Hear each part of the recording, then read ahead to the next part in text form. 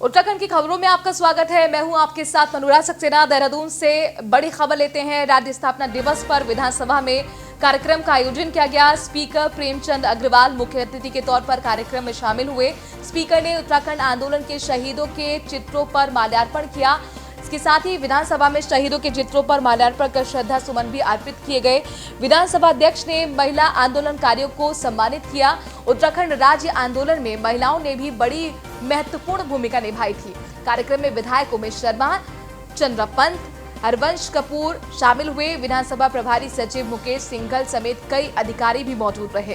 कार्यक्रम में उत्तराखंड आंदोलन के शहीदों को भी श्रद्धांजलि दी गई। स्पीकर प्रेमचंद अग्रवाल ने सभी को राज्य के विकास का संकल्प दिलाया। राज्य के विकास में महत्वपूर्ण योगदान देने के लिए संकल्प दिलाया गया। वैसे तो कह सकते हैं कि उत्तराखंड में एक एक व्यक्ति की बहुत बड़ी भूमिका रही है, चाहे वो वकील हों, चाहे युवा हों, चाहे हमारे व्यापारी हों, कर्मचारी हों, या आप जैसे मीडिया कर्मी लोग रहे हों। तमाम लोगों का इसमें योगदान रहा है। पिछले बार भी 9 नवंबर को यानी स्थापना दिवस पे मैंने उत्तराखंड के जो शहीद हैं उनके परिजनों को सम्मानित करने का काम किया था। और इस बार मेरे मन में आया कि क्यों ना हम नारी शक्ति का सम्मान करें, जिन लोगों के कारण हमें आज उत्तराखंड मिला है। तो हमारे उत्तराखंड की उन बहनों को मैंने यहाँ बुलाया और वो आई है। मैं उनका आभार व्यक्त कर रहा हूँ। और हम उनको क्या सम्मान दे सकते हैं, क्योंकि उनके कारण ही उत्तराखंड मिला है। हम तो अपने आप को उनको सम्मानित करते हुए गौरवान्वित महसूस कर रहे हैं कि आज उनके नाते उत्तराखंड मिला है। तो मैं धन्यवाद कर रहा हूँ उन सभी का। और निश्चित रूप से मैं उन जो हमारे अमर शहीद हैं उनको श्रद्धा सुमन अर्पित करते हुए उनको शत नमन कर रहा हूँ, बहनों का प्रणाम कर रहा हूँ। जितने आंदोलनकारी जो आज किसी कारण से नहीं भी आ पाए या नहीं हम जिनको बुला पाए, उनसे क्षमा याचना के साथ उनको प्रणाम करते हुए हमने आज एक संकल्प लिया है कि क्यों ना हम इस उत्तराखंड के स्थापना दिवस पे, जिसकी मैं सबको बधाई भी दे रहा हूँ। लालकुआं में मानव उत्थान सेवा समिति के संस्थापक परम संत योगी राम हंस जी महाराज जी की 121वीं जयंती बड़े ही धूमधाम के साथ मनाई गई। समिति ने बताया कि श्री हंस जी ने पूरे देश और दुनिया के ज्यादातर हिस्सों में पैदल चलकर गरीब, शोषित और उपेक्षित लोगों के बीच में जाकर काम किया। उन्हें समाज की मुख्यधारा से जोड़ने का काम किया। उन्हें मानवता का संदेश दिया। कार्यक्रम कोविड-19 के नियमों का पालन करते हुए मनाया गया।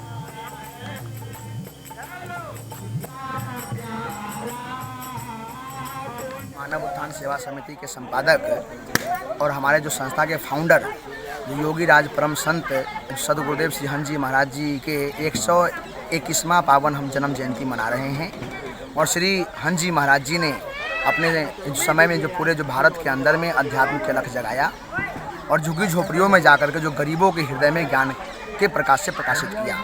और आज हम सबके परम वंदनीय परम जो हमारा आराध्य योगी राज श्री हंस जी महाराज जी का 121वां पावन हम जयंती मनाते हुए हर्षोल्लास के साथ इस बिंदु खत्ता के श्री हंस प्रिय योग हम आश्रम में भक्त समाज सब यहाँ पे हम एकत्रित हुए हैं।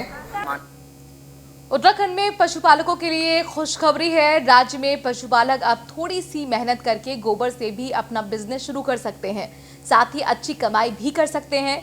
ऋषिकेश स्थित गंगा नगर निवासी हरीश ने रायवाला स्थित प्रतीत नगर में गोबर को अपने रोजगार का साधन बना लिया है। हरीश ने गोबर से ऑर्गेनिक दीपक, भगवान की मूर्तियां और गमले बनाने की कला सीख ली है। हरीश ने गोबर से अपना छोटा सा उद्योग शुरू किया, जिससे गांव के ही करीब आधा दर्जन लोगों को भी घर के पास ही रोजगार मिलना शुरू हो गया। यही नहीं, जिन पशुपालकों से हरीश गोबर लेते हैं उन्हें गोबर के बदले कीमत भी चुकाते हैं।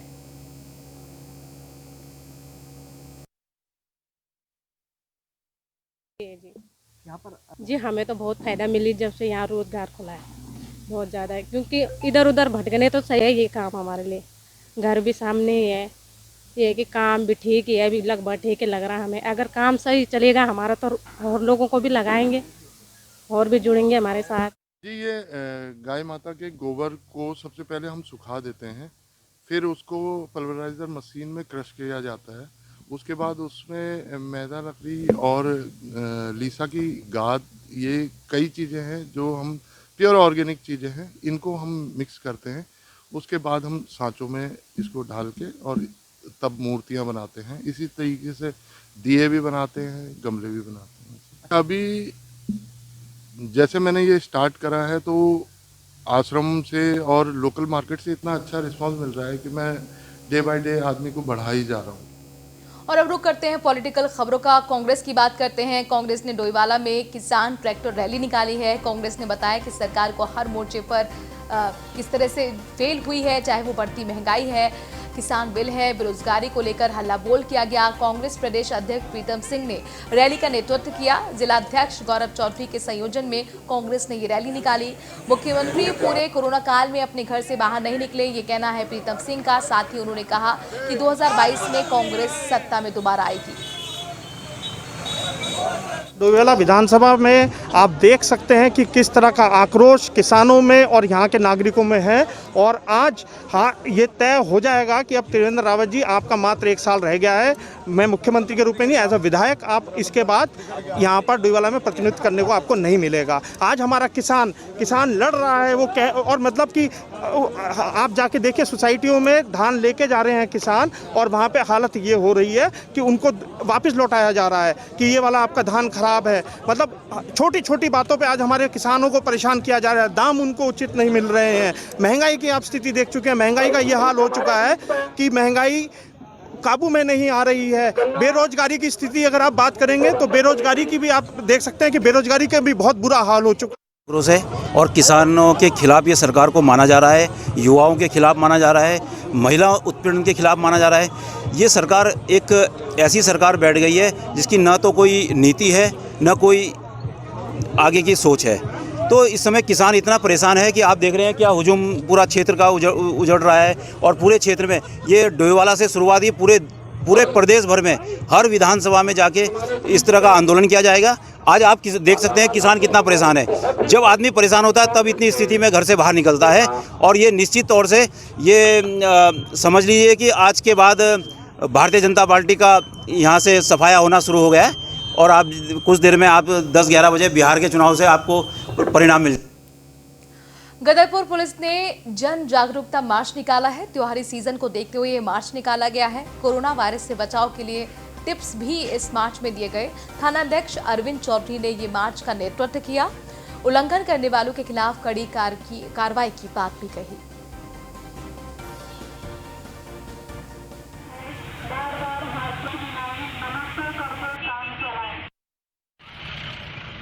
थाना गदरपुर पुलिस द्वारा क्षेत्र में एक रैली निकाली गई है जिसमें लोगों को अवेयरनेस किया गया है तथा मास्क बांटे गए हैं ताकि सभी लोग मास्क पहनें और कोविड-19 से बचें।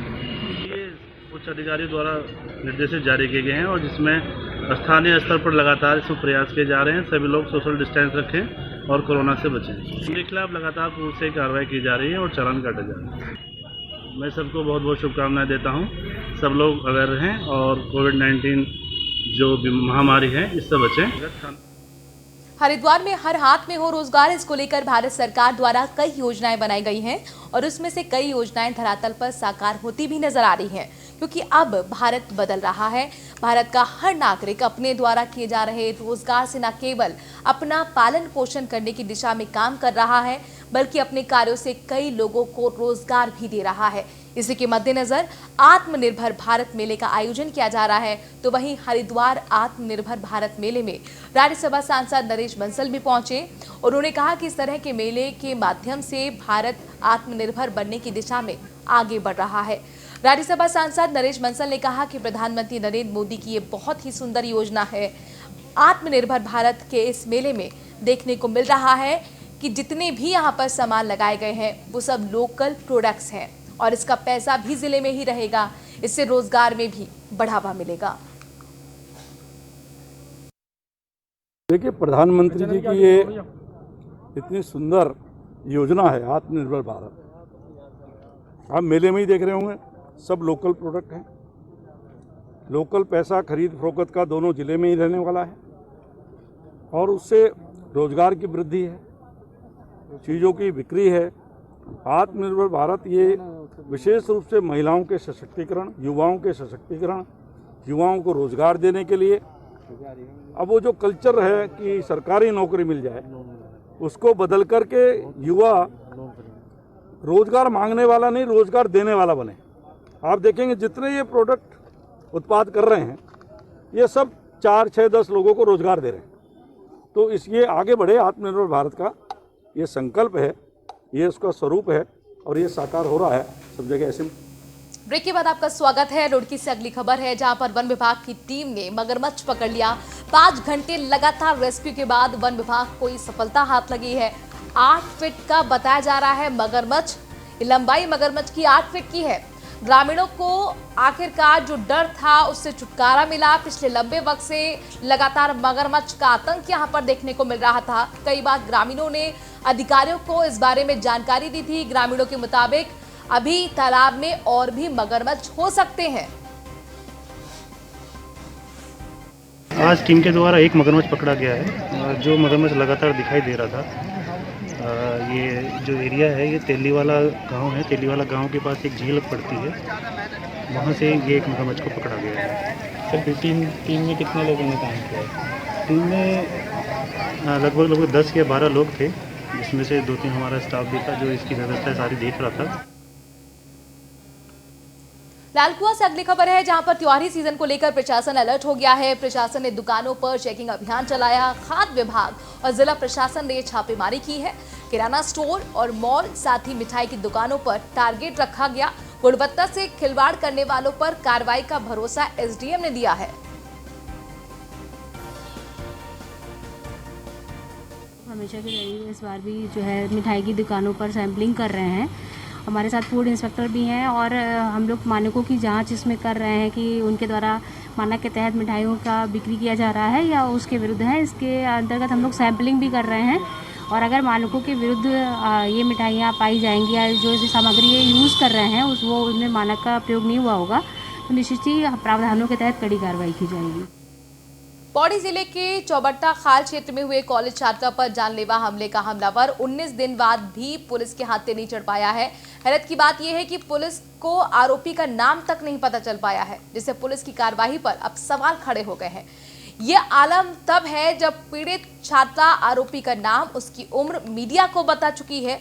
पीड़ित छात्र के मुताबिक आरोपी ने जब उससे 10,000 रुपए मांगे, छात्रा ने मना किया तो आरोपी ने छात्रा के सर पर हमला कर दिया। मैंने उसका नाम पूछा तो उसने अपना नाम बताया।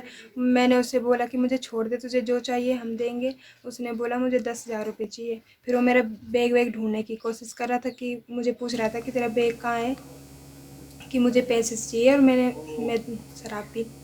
नैनीताल से अगली खबर, जहां पर खाद्य आपूर्ति अधिकारी ने औचक निरीक्षण किया है। आने वाले त्योहारों के मद्देनजर ये छापेमारी की गई है। किराने और मिठाइयों की दुकानों को टारगेट करते हुए मिलावटखोरों के खिलाफ कार्रवाई का भरोसा भी खाद्य आपूर्ति अधिकारी ने दिया है। इसके साथ ही कई दुकानों के सैंपल लिए गए हैं मिठाई के। खाद्य आपूर्ति अधिकारी की कार्रवाई से दुकानदारों के बीच हड़कंप मचा हुआ है।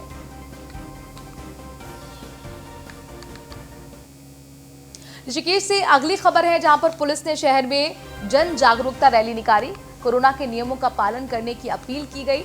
नियमों की धज्जी उड़ाने वालों के खिलाफ कार्रवाई की बात भी कही गई। त्योहारों को देखते हुए प्रशासन अलर्ट है। पुलिस और एनसीसी कैडेट ने मिलकर ये जागरूकता रैली निकाली है। अवेयरनेस को लेके हम लगातार प्रयास कर रहे हैं, पुलिस प्रशासन दोनों। आज पुलिस प्रशासन के साथ एनसीसी के कैडेट्स भी हैं और जैसे कि हम पहले अवेयरनेस ड्राइव निकालते आए हैं, आज भी हम अवेयरनेस ड्राइव निकाल रहे हैं। आज का स्पेशल एडिशन ये है कि एनसीसी के कैडेट्स हमारे साथ हैं और वो लोग अवेयरनेस के लिए नारे भी लगा रहे हैं और पोस्टर्स और पैम्फलेट्स भी। नैनीताल में नगर निगम पालिका के कर्मचारियों ने ईओ का घेराव किया है। दिवाली पर वेतन और बोनस नहीं मिलने से कर्मचारी नाराज हैं। ईओ ऑफिस में धरना प्रदर्शन करते हुए घेराव किया गया। भुगतान न करने पर हड़ताल पर जाने की चेतावनी भी निगम कर्मचारियों ने दी है। इसके साथ ही संविदा कर्मचारी को भी अब तक वेतन नहीं मिला है। मांगे हमारी वो ये पूर्व से कर्मचारी हित में चली आ रही हैं कि एक तो प्रति माह जो है वेतन की समस्या यहाँ पर लगातार निरंतर चली आ रही है और इस समय दीपावली का पर्व सर पर है। ना ही बोनस और ना ही पेंशन, ना तनख्वाह, ना आउटसोर्सिंग कर्मचारियों को वेतन मिल पा रहा है, जो इससे कि कर्मचारी काफ़ी आहत हैं। उससे जो कर्मचारियों की आर्थिक स्थिति बहुत ही दयनीय है हमारा। ऋषिकेश से अगली खबर, जहां पर वर्षों पुराने अतिक्रमण को हटाने के लिए रेलवे के अधिकारी पहुंचे। अतिक्रमण की कार्रवाई से लोगों में अफरा तफरी मची हुई है। ऋषिकेश से रायवाला के बीच ये अतिक्रमण हटाया गया है। अतिक्रमण हटाने के चलते 4 झोपड़ियों पर जेसीबी का बुलडोजर चला। हालांकि वो जो भी झोपड़ी में लोग रहते थे उन लोगों का यही कहना है कि विभाग ने नोटिस तक नहीं दिया। झोपड़ी टूटने से सड़क पर अब ये परिवार आ गए हैं। यहाँ पर पहले इनको नोटिस दिए गए काफ़ी, लेकिन इन लोगों को इतना वो नहीं था कि दिवाली के अन्य मौके पर ऐसा हो जाएगा। सभी लोग सहमत हैं कि दिवाली तक हमें छूट दे दी जाए, और मैंने रेलवे के विभाग से बात की है। उन्होंने कहा ठीक है, आप दिवाली तक इसको रोक देते हैं, परंतु दिवाली के अगले दिन ये स्वयं ही हटाएंगे, जैसा कि इनका कहना। फिलहाल इस बुलेटिन में इतना ही। देखते रहिए न्यूज़ 1 इंडिया।